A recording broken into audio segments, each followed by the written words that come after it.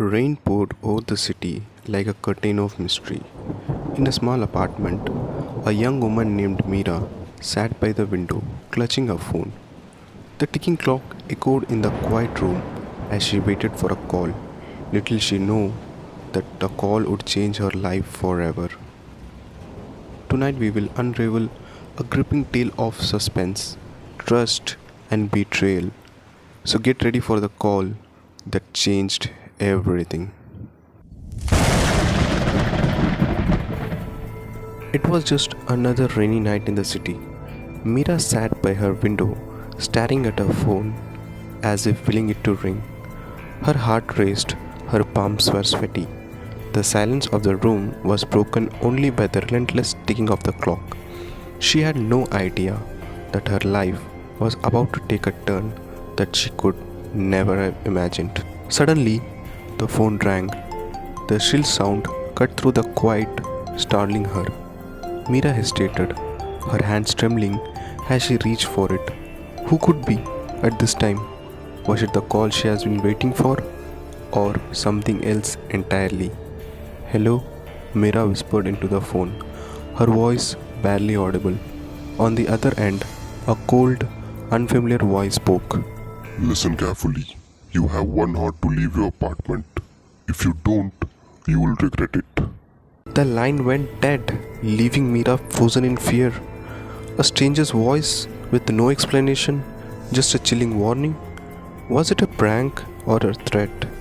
Or something far worse? Meera's mind raced as she grabbed a bag and began stuffing it whatever she could find. Her breathing was shallow, her hands were trembling.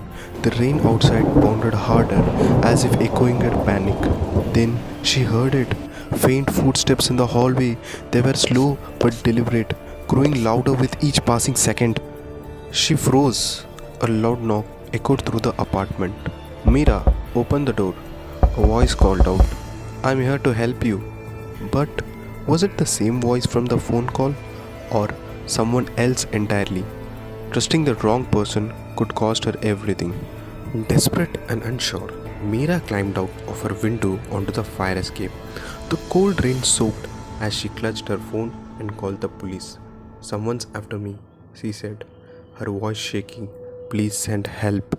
But before she could catch her breath, her phone buzzed. A text message appeared. The person outside is lying. Don't trust anyone. Meera's heart sank as she looked down from the fire escape. Two figures were arguing in the street below. One of them held a knife, the knife was glinting ominously in the dim street light. Now, the pieces of the puzzle were falling into place. But the picture was terrifying. Who could she trust? The man outside or the texter who seemed to know her every move? Minutes later, the police arrived, but the Meera was gone.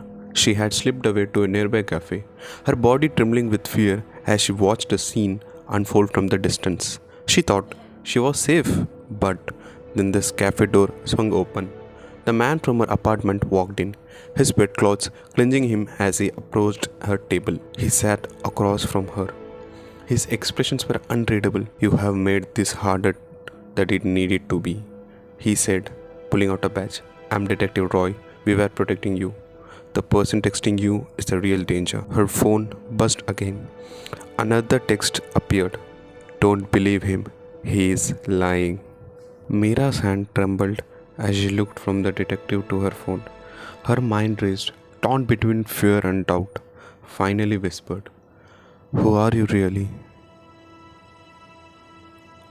Sometimes the truth is a puzzle with no solution. Who do you trust? The detective or the mysterious texter?